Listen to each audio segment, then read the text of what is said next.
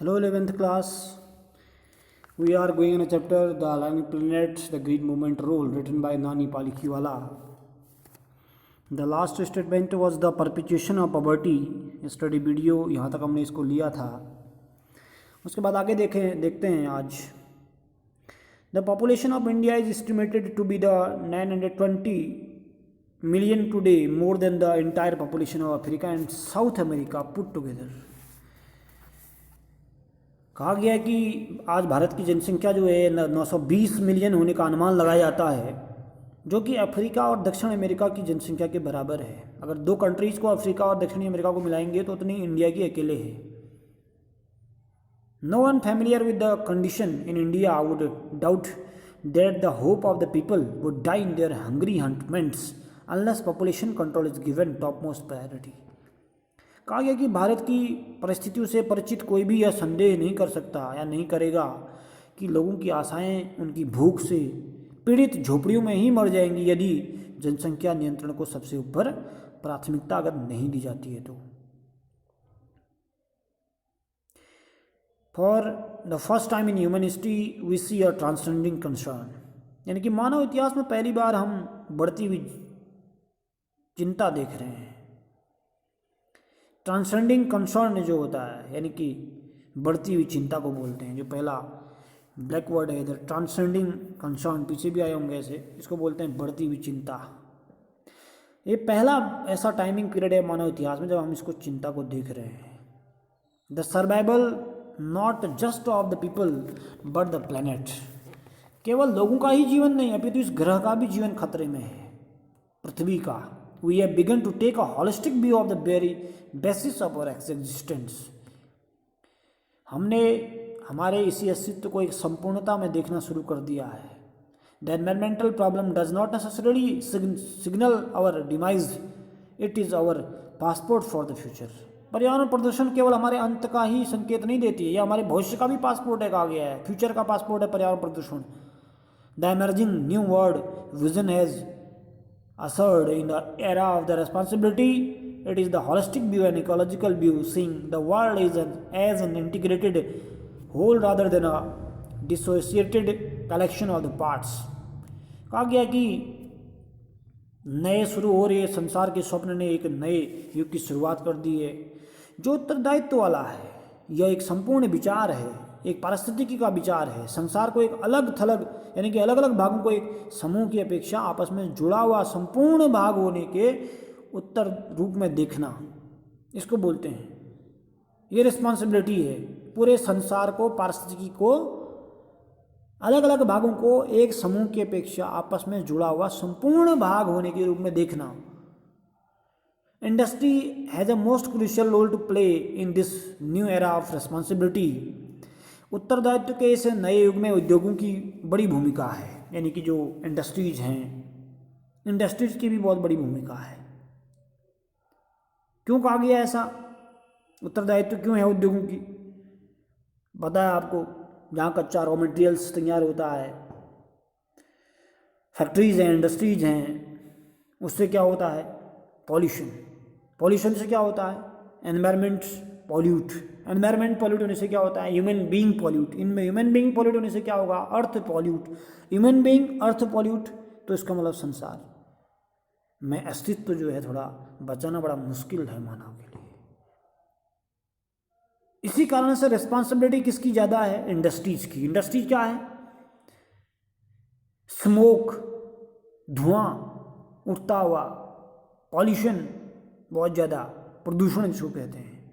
तो industry has a most crucial role to play in this new era of the responsibility कहा गया है, यानी कि उत्तरदायित्व के इस नए युग में कहा है. रिस्पॉन्सिबिलिटी है बहुत बड़ी. What a transformation would be affected if more businessman shared the view of the chairman of the DuPont mister Edgar S Woolard. कहते कि कितना बदलाव आएगा यदि और अधिक व्यापारी डुपॉन्ट के समान, जो चेयरमैन है डुपॉन्ट के चेयरमैन है मिस्टर एडगर एस वुलार्ड, उनकी विचारधारा को अपनाएंगे. जिन्होंने क्या कर रखा है देखो, हु 5 years ago, 5 साल पहले declared himself to be a company chief environmental officer. देखो डुपॉन्ट जो है चेयरमैन है एक कंपनी में, लेकिन उन्होंने अपने आप को कंपनी का पर्यावरण अधिकारी घोषित कर लिया था। ऐसी रिस्पॉन्सिबिलिटी निभाने की आवश्यकता है। चीफ एनवायरमेंटल ऑफिसर बना दिया अपने को, यानी कि चेयरमैन है वो, उस कंपनी के मालिक हैं वो, लेकिन उन्होंने उस कंपनी के हेड होने के नाते क्या कर रखा है, अपने आप को पर्यावरण अधिकारी घोषित किया है उस कंपनी का, उस फैक्ट्री का। ही सेड, वो कहते हैं our continued existence as a leading manufacturer requires that we excel in environmental performance. उनका कहना है कि हमारे सबसे बड़े निर्माता के रूप में बने रहने में ज़रूरत है कि हम पर्यावरण के काम में श्रेष्ठ बने, एनवायरमेंटल के काम में श्रेष्ठ बने, एनवायरमेंटल परफॉर्मेंस के रूप में हम श्रेष्ठ बने, ऐसा उन्होंने कहा है। डुपॉन्ट के चेयरमैन है mister Edgar S Bullard. Of all the statements made by the Margaret Thatcher during the years of her prime ministership, आपको पता होगा मार्गरेट थैचर, जितने भी कथन मार्गरेट थैचर ने अपने प्रधानमंत्री कार्यकाल में किए, उनमें से कोई भी अंग्रेजी भाषा के प्रयोग में इतना अधिक नहीं लाया गया जितना कि उनके शब्द, ये धन्य शब्द प्रयोग में आए हैं। None passed as be so decisively into the current coins of English usage as her felicitous words. कहने का मतलब ये है कि जितने भी कथन मार्गरेट थैचर ने अपने प्रधानमंत्री कार्यकाल में किए, उनमें से कोई भी अंग्रेजी भाषा के प्रयोग में इतना नहीं लाया गया जितने कि उनके ये धन्य शब्द प्रयोग में आए। क्या कहा उन्होंने? No generation has a freehold on this earth. ध्यान से समझना है इस बात को। No generation has a freehold on this earth, यानी कि किसी भी पीढ़ी का पृथ्वी पर स्वतंत्र अधिकार नहीं है। पहली बात, we all have is a life tenancy with a full repairing lease. किसी भी पीढ़ी का पृथ्वी पर स्वतंत्र अधिकार नहीं है। जो हमारे पास है वह है जीवन की काश्तकारी, एक पूरी तरह पट्टे पर लिया गया है, जिसको लीज पर लिया है। In the words of mister Lester Brown ने भी कहा है कि we have not inherited this earth from our forefather, we have borrowed it from our children.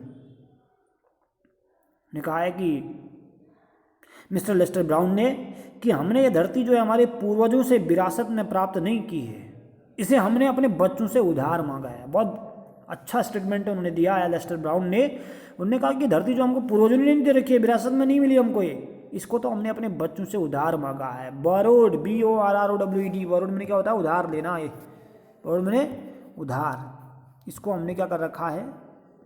उधार लिया है। कहाँ से लिया है? अपने बच्चों से मांगा है। तो ये स्टेटमेंट बड़ा अच्छा स्टेटमेंट उन्होंने दिया था। कुछ वर्ड इसमें आए हैं, बहुत सारे वर्ड मैं भी बता नहीं पाया था मैं। ग्रिप मैंने होल्ड होता है, पकड़ना होता है। हॉलिस्टिक आया होगा कहीं, हॉलिस्टिक ब्लैक वर्ड में भी हो सकता था। हॉलिस्टिक में होता है संपूर्ण, यानी कि होल बोलते हैं। परसेप्शन आया, इसको बोलते हैं अंडरस्टैंडिंग। स्टीवर्ड्स आया, इसको लीडर्स बोलते हैं। सस्टेनेबल आया है, एवरलास्टिंग बोला, लगातार चलने वाले को सस्टेनेबल बोलते हैं। डाउन ऑफ आया एक, जिसको कम इन बोलते हैं, कम टू। इम्पेयर्ड एक शब्द है, डिसेबल्ड। कोलैप्स एक शब्द है, कोलैप्स इसको बोलते हैं फॉल होना, गिरना। एक्सपेंसिव मैंने महंगा, कॉस्टली को बोलते हैं। डिप्लेशन एक शब्द है, खत्म करना बोलते हैं, डिप्लेशन, ठीक है ना। वर्चुअली आया है, वर्चुअली का मतलब वास्तविक रूप होता है, यानी कि रियली जिसको बोलते हैं। डिसफिगर्ड भी बोल सकते हैं उसको, शस्त्र को बिगाड़। कॉन्ट्रासेप्टिक होता है drug of deceptive to prevent pregnancy of women, गर्भनिरोधक को बोलते हैं। स्टरलाइज्ड है, स्टरलाइज्ड टू मेक मैन और वुमेन इन फर्टाइल, यानी कि बच्चे पैदा करने की शक्ति से वंचित कर देना, जिसको स्टरलाइज्ड बोलते हैं। इसके बाद परपिचुएशन है, परपिचुएशन का मतलब कंटिन्यूएशन को बोलते हैं ना, कि लगातार। प्रायोरिटी एक शब्द है, टू डू फर्स्ट, यानी कि महत्व देना किसी चीज़ को। टीनेंसी एक शब्द है, भी मैंने कहा था किराए पर लेना, टीनेंसी, ठीक है ना। ये शब्द लास्ट में आया होगा इधर, टीनेंसी। टीनेंसी का मतलब मैंने क्या बोला? The act of taking a thing one rent, किराए पर लेना वस्तु को, उसको टीनेंसी बोलते हैं। ये टीनेंसी टेंट शब्द से भी आप कोरिलेट कर सकते हैं। टेंट क्या होता है? कुछ अस्थायी होता है, तंबू। टीनेंसी का मतलब होता है किराए पर लेना। You can also correlate tent tenancy also. English को कोरिलेटिंग का वर्ड है। इंग्लिश तो कोरिलेशन का विषय है, लैंग्वेज है, ठीक है ना। तो ये चैप्टर हमारा लगभग फिनिश हो गया। नानी पालिखा वाला, written by this one chapter. Totally discussion about the pollution and population both, pollution and population, प्रदूषण और जनसंख्या पर ही आधारित चैप्टर है पूरा है। और पॉल्यूशन और पॉपुलेशन के कारण सब गड़बड़ है मामला, ठीक है ना, डिस्टर्बेंस है मैटर। तो उसी पर डिस्कशन किया नानी पाली खवाला ने।